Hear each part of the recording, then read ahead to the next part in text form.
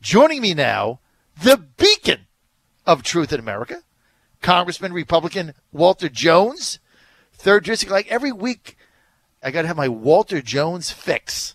Just, let's get grounded. Let's get Walter Jones on. Let's get to the truth. Let's get some common sense going. And he represents the 3rd District, North Carolina, which is Ocracoke Island, my new favorite place, all the way up to Chesapeake. And it's always good to have him on with so much to talk about. Congressman Jones, welcome. John, thank you. And there is so much to talk about that let me start with this, though. Go ahead. A friend of mine in eastern North Carolina sent me a copy of a letter written by Senator Richard Black. He is in the State Senate of Virginia, where yes, he said in the title, "End the Long War in Afghanistan." He is a Marine aviator that fought in Vietnam. That's and right. He makes such great points that you have been making, and to a lesser degree, I've been making. And I'm trying to reach out to him through our mutual friend in Newbern, North Carolina, and have a conversation with him. I do not know, but I'm going to read one sentence to you, and then we can get to a multitude of issues. This is from the Richmond Dispatch. We've lost the war, but truthfully, it was lost the day it began. We installed corrupt government, trained questionable soldiers to defend it. Those soldiers turned their guns on the American instructors with embarrassing frequency. We have little to show for 16 years of lost blood and treasure. He wrote a great article. I hope maybe you might try to pull it. I am just so frustrated. Now we've had this hurricane where we got many of our fellow Americans hurting down in Texas and Louisiana, and we got another hurricane that's headed toward Florida that might come up the East Coast and hit North Carolina and Virginia and all the way up to New Jersey. It's almost like the God in the heavens is trying to wake this country up and say, we have blessed you, America, in so many ways, but you have forgotten the power, and the power is in with God. I don't know anymore. You touch on the issue of the DACA issue. That is people who violate the law, and they want to be rewarded. I understand that. You did a great presentation before I came on the air, but it's just so many things they're going to try to jam us with, raising the debt ceiling again, the leadership, by adding money for Harvey on that, which I think is definitely unacceptable, because Harvey ought to be a separate debate of those people who have lost so much down in Texas and Louisiana. But they'll try to jam it through because they know many of us do not think we ought to keep raising the debt of this country, borrowing more money from foreign entities to pay the bills for last year. At some point in time, we will choke and collapse.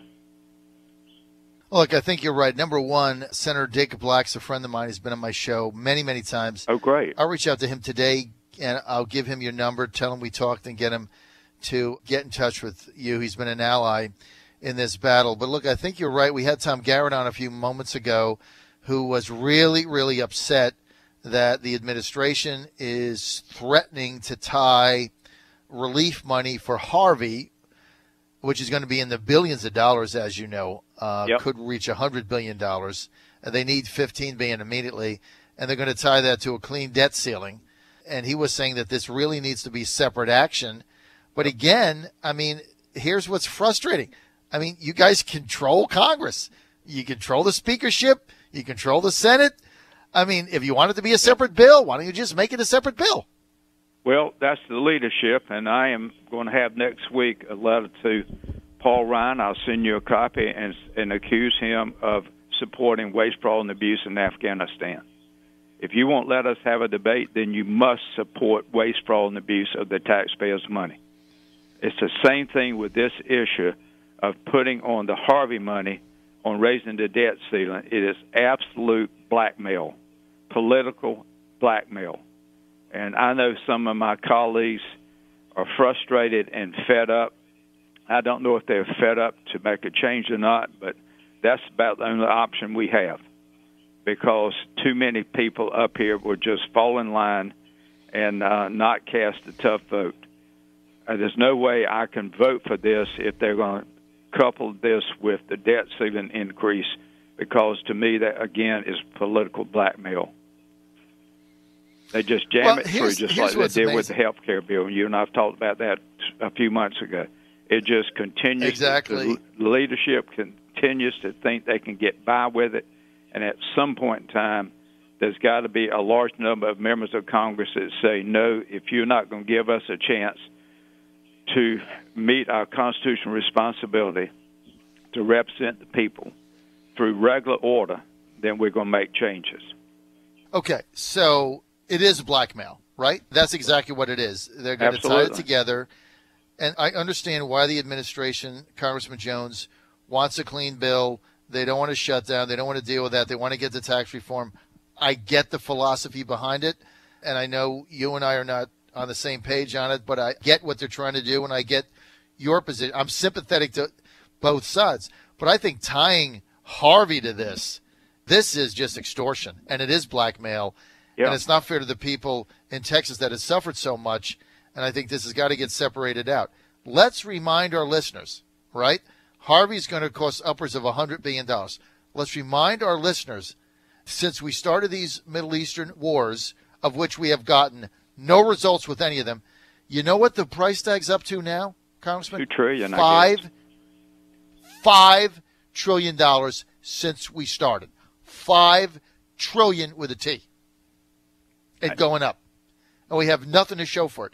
We're going to quibble over $100 billion for people who are suffering in our own country, and we've squandered $5 trillion in these Middle Eastern wars for nothing.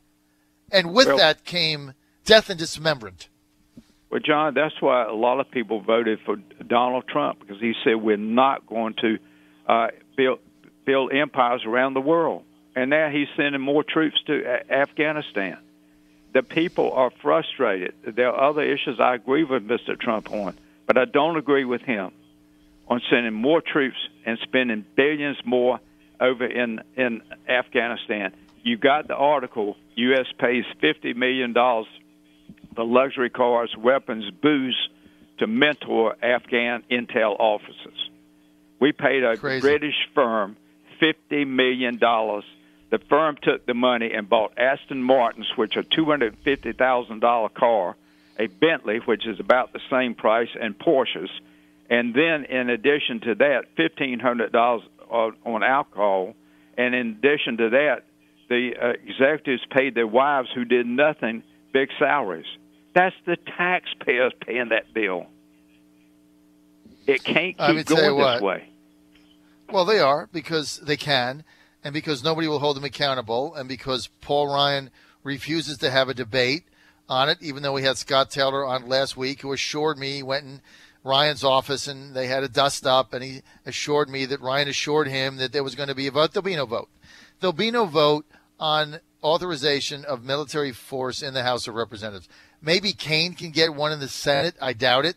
But there's certainly not going to be one in the House, because they want to hide all this stuff.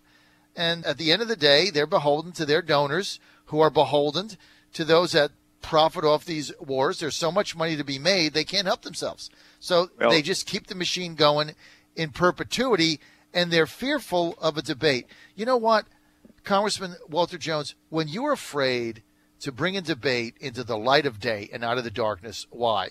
Because you're fearful that somebody's going to start peeling back the onion and asking questions and getting information, and it gets in the public purview. And then a very unsuspecting public. See, the problem is our citizenry has become so calloused and immune to this 17-year-old war, we tune it out. It's like we're not involved in it. We're not there. We're not saying. Unless you have a loved one or family member or friend there in harm's way, it doesn't affect your life. But John, once that's in a while why you get on the it's so news. Unfair to those people in Texas, unbelievable, and Louisiana, because here we are allowing the American taxpayers to buy Porsches and Bentleys and Aston Martins, and yet we are going to have a fight over getting money to the people in Houston, and maybe one day Virginia, and one day North Carolina. This is why I'm going to release my letter to Paul Ryan next week and let him defend himself for supporting waste, fraud, and abuse in Afghanistan.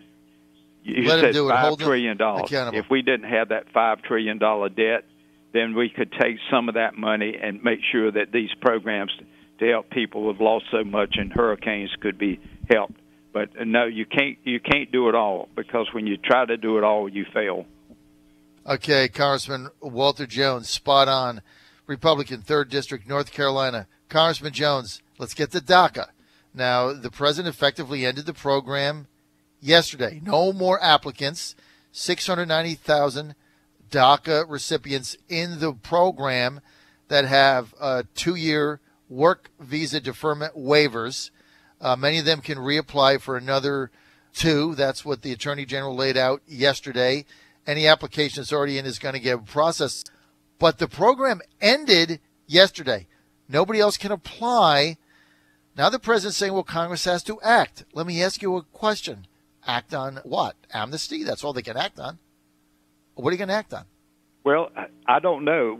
We have a conference today at 9 o'clock, and when we finish our interview, and I'll go to the conference and I'll try to find out what we're going to, what's going to be on the agenda. And obviously, with this decision made by the administration, the issue of DACA now is on the agenda.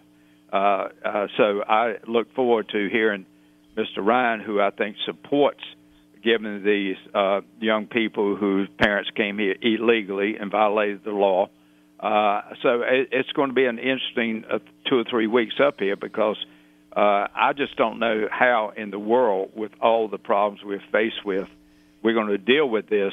But they're going to try. But I don't think they'll be successful. I really don't. And to me, if you have violated the law, the rule of law, it's got to be protected. I don't care if, as you said in the monologue early on, you can be from Canada. It does not matter. It's just that you've got to respect the law of this country. If you don't, we are a lawless country.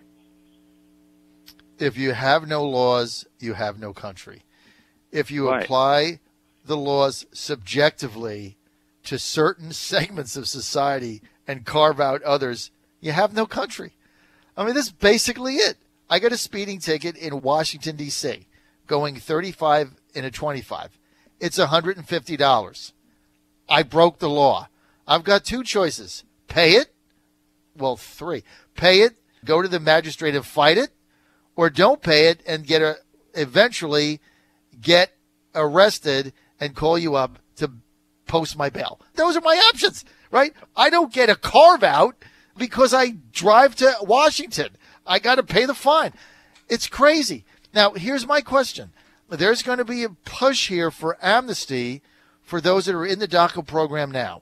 And Republicans are going to get together with Democrats, and they're going to back an amnesty program and say, okay, well, if you're here, you were 2 years old, and you've been in the program, and you're working, you're paying taxes, so you have amnesty. It's all good. Is that something that Walter Jones could support?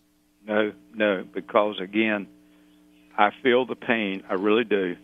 And I wish that those parents who came here illegally and had babies in this country, I feel for the children who were born here. But, no, you have to uphold the law of the land. You have to uphold. You cannot carve out the word you use or make exceptions. If you do, you never stop it. All right. That's going to be the final word. Trucking the truth. Congressman, North Carolina, 3rd District, Outer Banks, all the way up the coast, Walter Jones. Now, Congressman, weather, Hurricane Irma, if it comes up the coast, your constituents are in big trouble. What do you see happening here? Well, we're doing everything we can to work with the state and the feds, just like I'm sure Virginia's doing the same thing in South Carolina to make sure we're prepared for what could be a devastating hurricane. I think I'm going to go home Friday. If we don't finish early enough, I'm just going to leave Friday morning, go home with my wife, and try to prepare the best we can. Obviously, we don't know the track for certain. We have a good idea. It's got 2 or 3 options that the hurricane could go, but we're going to watch it very carefully because it will do a tremendous amount of damage on the coast, your state, North Carolina, South Carolina, Georgia. So we just have to watch it. All right. I've got to read you this text here from Tim in Chesapeake, who says, Walter Jones is right. He's my hero. Once you start, it never stops. So you got a whole big fan club now just outside your district, Walter. Well, I appreciate you're like that. a rock star, Congressman. You're like a John Fredericks show rock star, right? I don't know about that, but audience goes up comes whenever down you come to on. what you People wait for all you. the time. The truth does matter. The truth, my friends, will set you free. Amen. Congressman Jones, thanks for being with us today. Thank you, my friend. We'll look God forward bless. to seeing you soon. Bye-bye. We'll see you next week, and thank you so much. This is the John Fredericks Radio Network, Trucking the Truth. The truth, my friends, will set you free.